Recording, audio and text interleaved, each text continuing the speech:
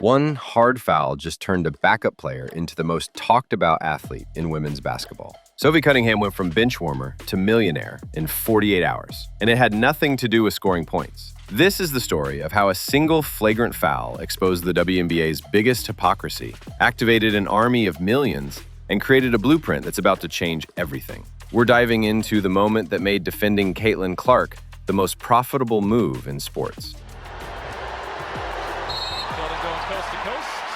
The WNBA had a problem, and everyone could see it, except the people getting paid to fix it. And here we got another.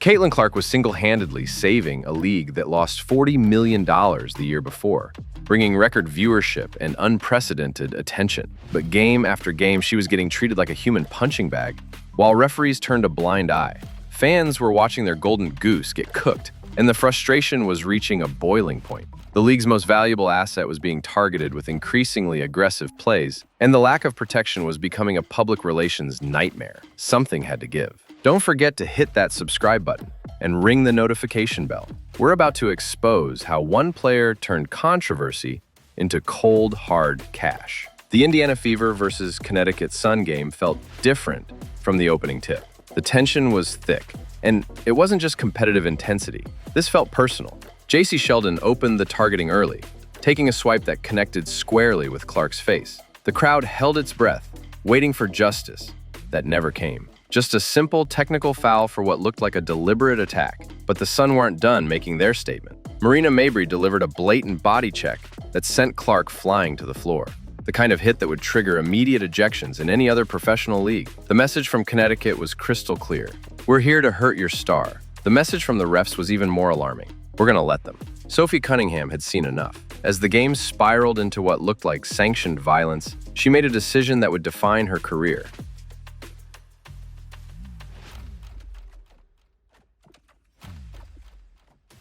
When Sheldon drove to the basket, Cunningham met her with a foul so hard and deliberate, there was no mistaking its intent. It was payback, pure and simple. The arena erupted in cathartic cheers as thousands of fans finally witnessed what they'd been begging for. Someone willing to stand up and say, enough. This wasn't just retaliation. It was a declaration that the free shots on Caitlin Clark were officially over. In one moment, Sophie transformed from role player to enforcer, and the basketball world took notice. What happened next revealed why Cunningham was perfectly positioned for this moment. Long before joining the Fever, she built a media career as a charismatic TV analyst for the Phoenix Suns, developing the camera presence and communication skills most athletes never master. When the inevitable backlash hit social media, she didn't panic or issue apologies. Instead, she demonstrated masterclass-level media savvy by simply retweeting a post announcing her jersey had completely sold out. That single retweet said everything.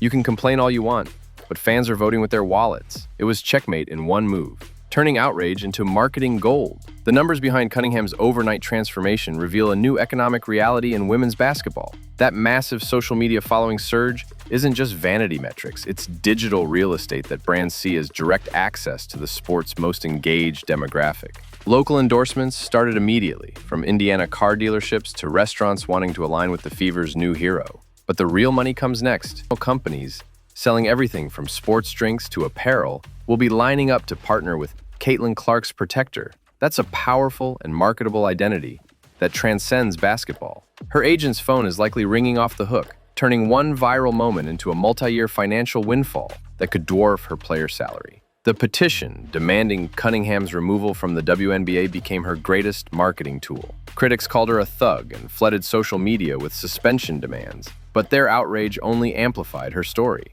Every angry post and signature drove more attention to her jersey sales and social media accounts. The petition organizers had unknowingly become her unpaid marketing team, proving that in the attention economy, any publicity can be good publicity when you handle it right. The more they complained, the more famous she became, creating a feedback loop that turned their weapon against them. Cunningham had unknowingly tapped into the most powerful force in modern sports, Caitlin Clark's fan base. This isn't just any celebrity following.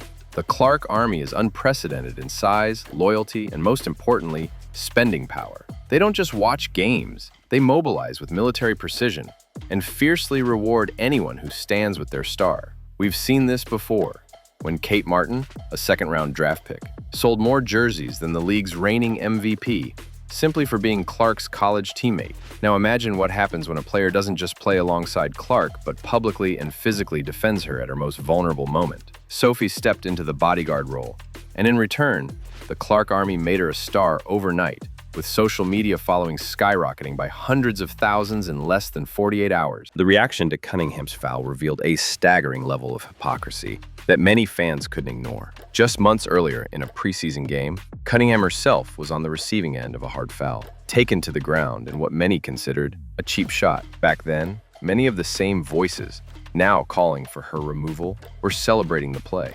defending the aggressor, and encouraging more physical basketball. The contrast was impossible to miss. The issue wasn't the hard foul itself, but who was delivering it and who was being protected. This double standard laid bare uncomfortable truths about favoritism and bias that split the fan base down the middle, creating battle lines that extended far beyond basketball courts. Cunningham's success has created a fascinating new playbook that other players are already studying. Being tough, loyal, and willing to protect Caitlin Clark has become a proven path to fame and fortune in today's WNBA. This blueprint incentivizes a level of team toughness and loyalty that no coach's speech could ever achieve. Players across the league are now realizing that the fastest route to stardom isn't just individual stats. It's publicly having Clark's back when it matters most. The precedent has been set, and everyone's watching to see who will be the next player smart enough to cash in on this new reality. Behind closed doors, WNBA executives are facing their worst nightmare, losing control of their own narrative.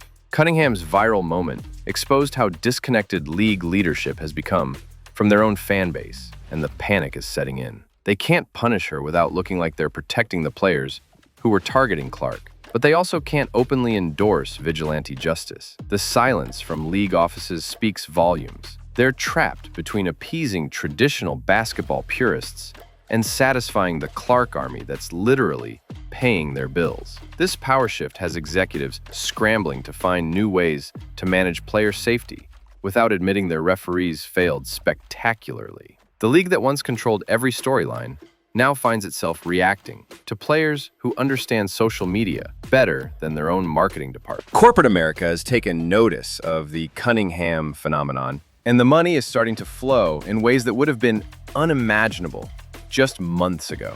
Brands are realizing that associating with Clark's protector gives them instant credibility with the most valuable demographic in women's sports. Nike executives are reportedly exploring signature deals. Energy drink companies are drafting partnership proposals, and even mainstream brands outside sports are recognizing the crossover appeal.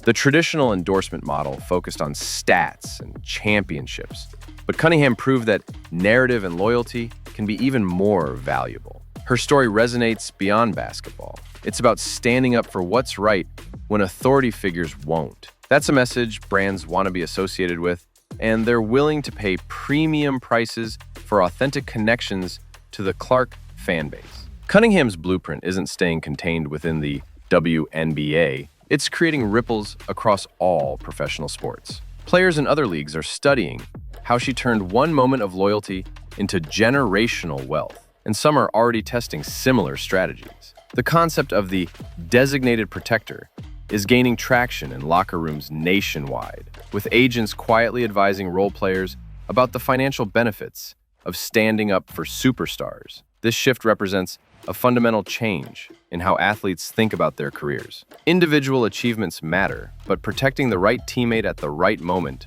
can be worth more than all-star appearances. The sports world is watching to see if this becomes the new normal, where loyalty and toughness become as valuable as talent and skill. Sophie Cunningham's story represents more than one player's career transformation. It's a blueprint for navigating the new economics of women's basketball. She proved that in the Caitlin Clark era, being the loyal protector can be worth millions. Her foul wasn't just about stopping an opponent, it was about starting a movement that redefined what it means to be a valuable teammate. The league now faces a fascinating challenge. They can't give Clark special treatment, but they also can't afford to let their biggest star get targeted.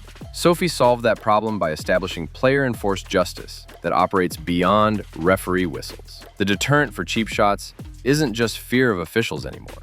It's the threat of retaliation from teammates, backed by millions of devoted fans. Her legacy has fundamentally altered the unspoken rules of professional women's basketball, creating opportunities for players willing to step up when it matters most. The question now isn't whether other players will follow her lead, but who will be smart enough to recognize that protecting Clark isn't just good teammate behavior, it's good business. If you enjoyed this breakdown of how one foul changed everything, make sure to subscribe for more deep dives into the stories behind the games. What other WNBA controversies should we investigate next? Final disclaimer: this content is sports commentary and analysis, not professional advice. Consult qualified experts for any business or legal decisions.